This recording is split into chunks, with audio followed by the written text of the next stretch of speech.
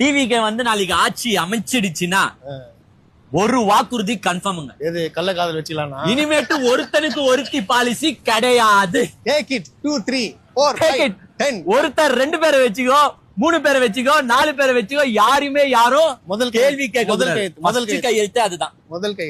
டேய் 5 பைசா மூஞ்சிங்களா, நீங்க எல்லாம் விஜயனை பத்தி பேசினா தகுதி இருக்கு. அதாவது டிஎம்கேக்கு சொம்பு தூக்குற நாயங்க நீங்க. ஒரு சபாநாயகரமே இல்ல, ஒரு சபா நாகரிகமே இல்லாம பேசிட்டு இருக்கீங்களே, நீங்க மனுஷங்களா? நீங்க முதல்ல இதான் உங்க கட்சி கொள்கை கோட்பாடா? உங்க கட்சியில இருந்து இந்த மாதிரி தரகரவா பேச உங்களுக்கு எவ்வளவு பணம் கொடுத்தாங்க? இல்ல யூபியில என்னவோ போட்டாங்களா, இல்ல 2 லட்சம் போட்டாங்களா உங்களுக்குலாம்?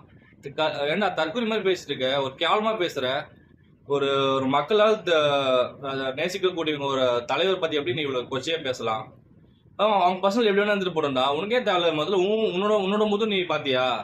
உன் முது பார்த்தா அவ்வளவு கேவலமா இருக்கும். நீ மத்தனை பத்தி பேச உனக்கு ரைட்ஸே கிடையாது தெரியா?